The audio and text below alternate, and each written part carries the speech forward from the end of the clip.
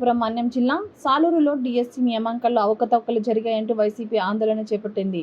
మాజీ ఉప ముఖ్యమంత్రి, మాజీ గిరిజన సంక్షేమ శాఖ మంత్రి రాజన్నదొర ఆధ్వర్యంలో వైసీపీ శ్రేణులు భారీ ర్యాలీ నిర్వహించేందుకు సిద్ధమయ్యారు. నియోజకవర్గంలోని 4 మండలాల నుండి పెద్ద ఎత్తున నాయకులు, కార్యకర్తలు సాలూరుకు చేరుకున్నారు.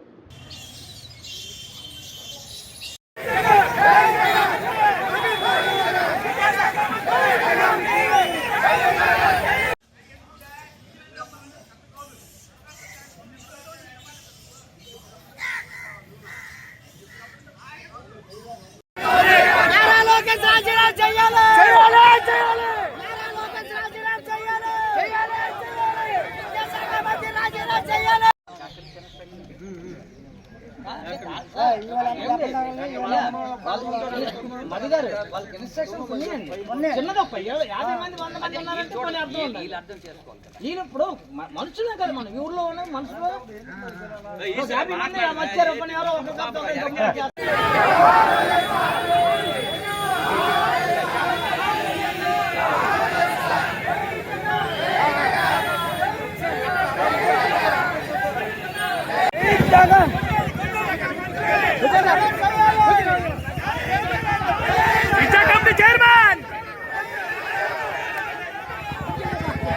నోటీసులు లేవు కానీ ఈరోజు ఎక్కడికక్కడ కూడా మన లీడర్ను, క్యాడర్ను అడ్డుకున్నారు.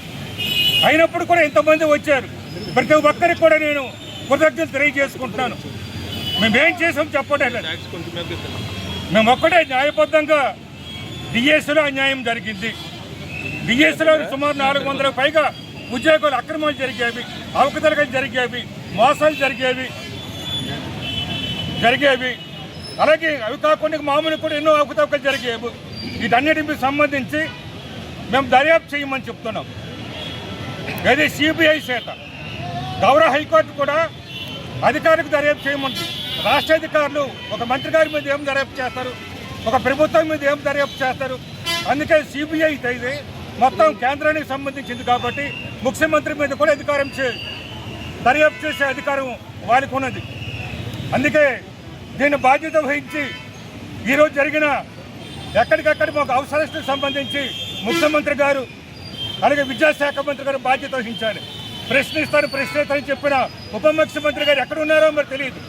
ప్రజలందరికీ కూడా ఇటువంటి అన్యాయాలు ఆయన కనిపించడం లేదా?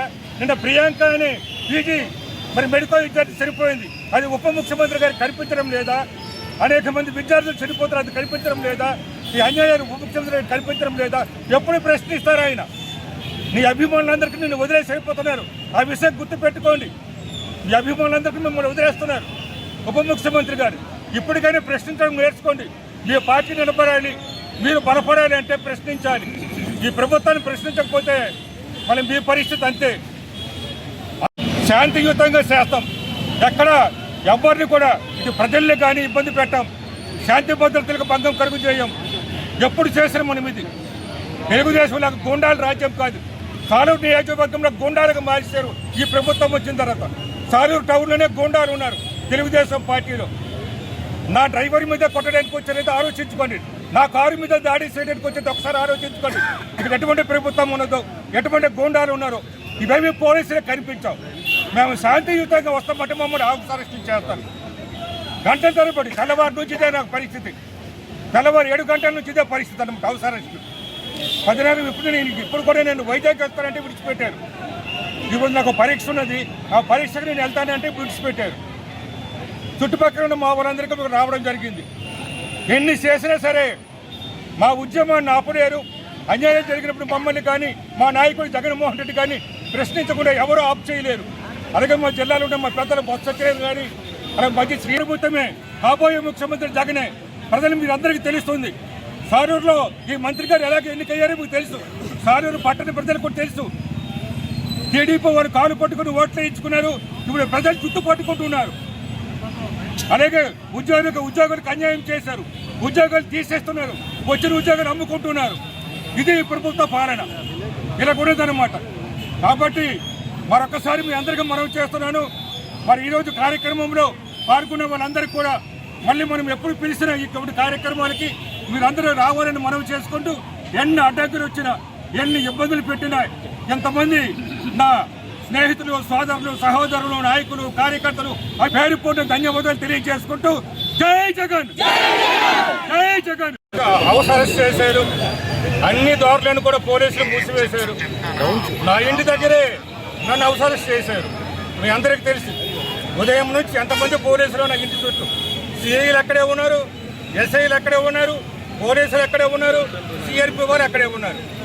మేమేం దోపిడీ చేసామా, దొంగతనం చేసామా, లేదా మర్డర్ చేసామా, మానభంగం చేసామా? 4 సార్లు ఎమ్మెల్యే చేశాను, ఉప ముఖ్యమంత్రిగా చేశాను. నేను ఎప్పుడైనా మేము ర్యాలీ చేసినా, నిరసన చేసినా, ధర్నా చేసినా ఎప్పుడైనా శాంతి భద్రతకు భంగం ఎప్పుడు కలిగించలేదు. చిన్న ఇన్సిడెంట్ కూడా ఎప్పుడు జరగలేదు. శాంతి భద్రతలకు మేము ఎప్పుడు కూడా భంగం కలిగించలేదు. టీడీపీ లాగా టీడీపీ పార్టీలో గూండాలు ఉన్నారు, రౌడీలు ఉన్నారు. ఈ నియోజకవర్గాన్ని ఈ మంత్రి గారు వచ్చిన తర్వాత గూండాలుగా మార్చారు. దానికి పోలీసులు సహకరిస్తున్నారు, మీ అందరికీ తెలుసు. కానీ ఈరోజు మేమేం చేసేపోతాను, మా నాయకులందరికీ నోటీసులు ఇచ్చారు, హౌస్ అరెస్టు చేశారు. ఇదైనా న్యాయం అంటున్నాను, ఇదైనా ధర్మము? భారత రాజ్యాంగం ఇదే చెప్పిందా? అంబేద్కర్ ఇదే చెప్పారని అడుగుతున్నాను నేను. అసలు మేము శాంతియుతంగా నిరసన చేస్తామని చెప్పాం తప్ప ఎవరికి ఇబ్బంది పెడతామని మేము చెప్పలేదు. అసలు గత చరిత్ర చూసుకోమని చెప్తున్నాను. 2 సిఐలు గారు కూడా గతంలో నాతో పనిచేసిన వాళ్ళే. వాళ్ళకి వాళ్ళే అడుగుతారు. ఒక హిట్లర్ను, ఒక ముసోరిని తరిపిస్తుంది. అసలు బ్రిటిష్ పరిపాలన కూడా ఇలా లేదు. మరి చరిత్ర చదువుతుంటే బ్రిటిష్ పరిపాలన కూడా ఇంటికెళ్ళి నోటీసులు ఇచ్చే పరిస్థితులు లేవు.